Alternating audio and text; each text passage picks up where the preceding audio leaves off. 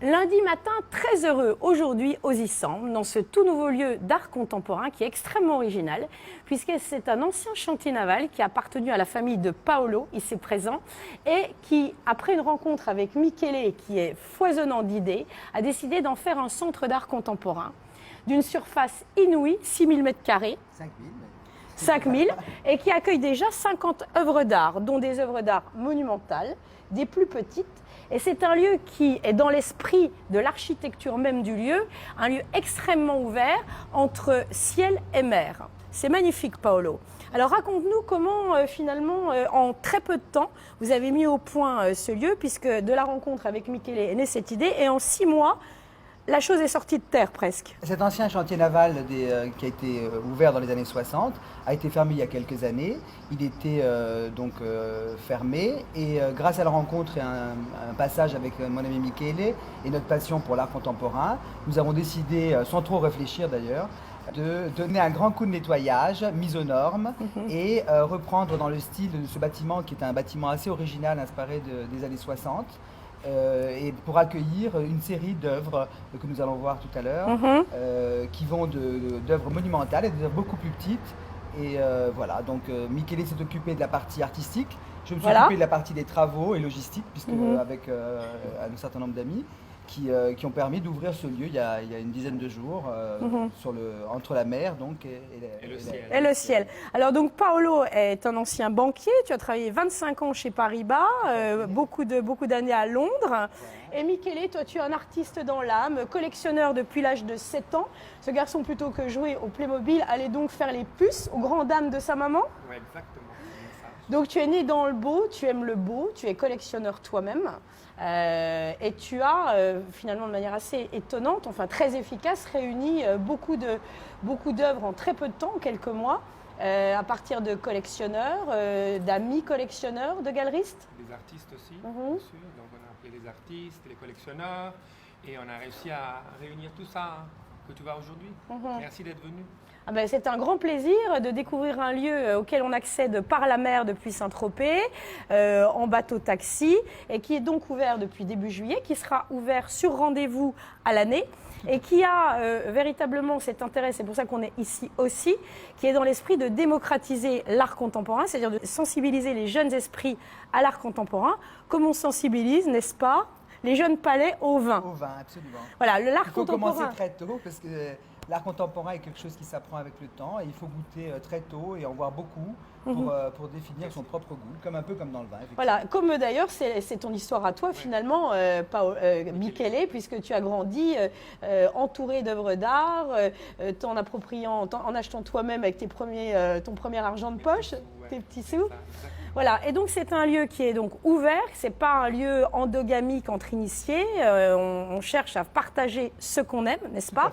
C'est un lieu qui est ouvert aussi, comme l'architecture du lieu, au pourtour méditerranéen et également aux pays arabes, puisque vous hébergez un musée virtuel.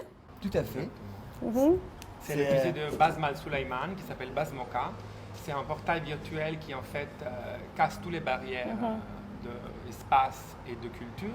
Donc elle monte toute sa collection dans ce musée virtuel. Et bientôt, elle va avoir un nouveau show qui va ouvrir le 30 septembre à l'Institut du monde arabe à Paris. Donc je t'invite à venir aussi à Paris. Nous y serons. Musée, voilà. Et donc on va présenter après, on va te montrer des œuvres d'un artiste saoudien, des vraies œuvres, et on les voit aussi dans la partie virtuelle.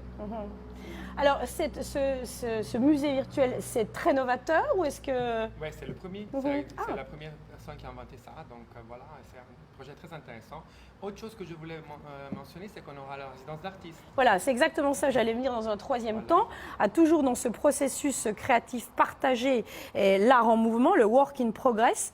Vous êtes en train de finaliser cette résidence d'artistes où il y aura donc 2 artistes par an, 2 ou 3 artistes par an. Au moins 3. L'idée, ça serait de faire un dialogue entre les cultures. Donc avoir un artiste de l'Asie, l'Europe et peut-être l'Amérique du Sud et les mélanger sous un même toit ici, Portonic Art Center, et essayer de voir qu'est-ce qu'ils vont nous produire. Voilà, donc 2 maîtres mots dans ce nouveau centre, l'amour et l'ouverture. Messieurs, merci beaucoup. On va donc rencontrer maintenant Xavier qui s'occupe de l'association Portonic Art Center. Xavier était avocat, il a envoyé balader le barreau pour descendre dans le sud, c'est quand même plus agréable, c'est vrai. Et c'est toi qui es en charge de cette association. Quelle est sa fonction ? En fait, l'association Portonic Art Center s'est installée dans ces lieux uniques, cet ancien chantier naval, pour être les résidents de ces lieux et accueillir tous ceux qui veulent s'impliquer dans la vie d'art contemporain qui doit imprégner ces lieux.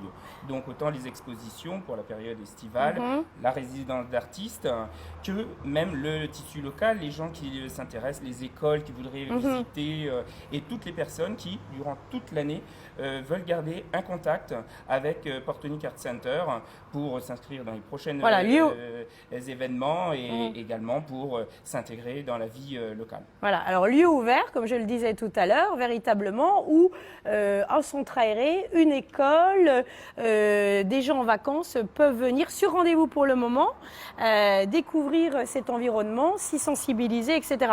Donc toi, tu vas être là majoritairement à l'année ou comment ça va se passer ? L'association, effectivement, veut ancrer sa présence toute l'année et organiser des événements avec des ampleurs différentes selon la fréquentation pour effectivement que... Quel genre, par exemple, d'événements Des expositions. Donc, les temps forts seront effectivement l'été, car la région accueille beaucoup de personnes, mais en temps plus calme, il reste des personnes et on veut être ouverte à ces personnes-là, échanger avec elles et partager nos découvertes dans l'art contemporain et leur apporter cet élément d'animation de cette région qui est tellement animée l'été et qui nécessite quand même d'avoir de cette vie en basse saison, et on s'inscrit dans cette volonté plus générale. C'est une très belle balade d'automne à envisager, ou même de printemps, n'est-ce pas ?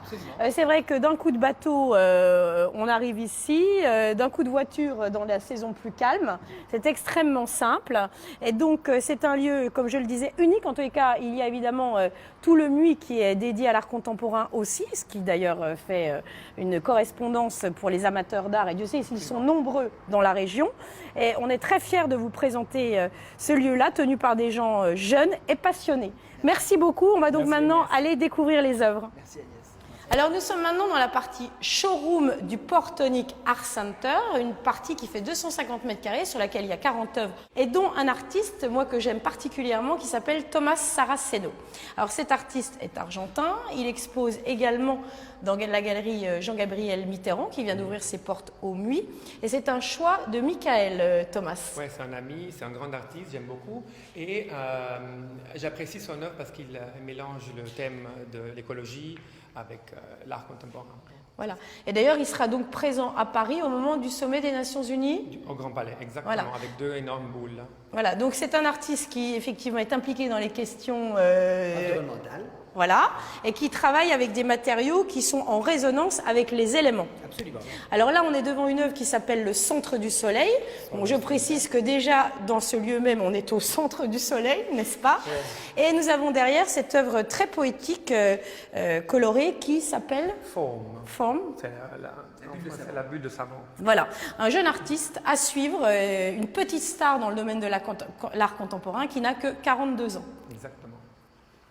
Alors maintenant, œuvre voisine de celle de Saraceno, l'œuvre de Flavie Audi. Une jeune artiste libanaise qui crée des nuages avec du verre de Murano.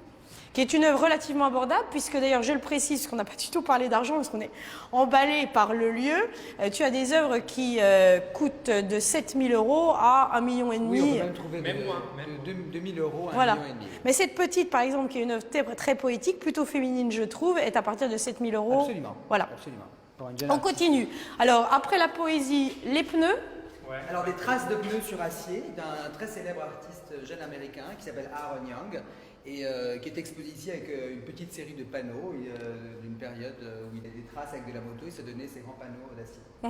Et en dessous, nous avons un artiste qui expose dans la partie monumentale, c'est ça, qui a fait ce tractopelle dentelé.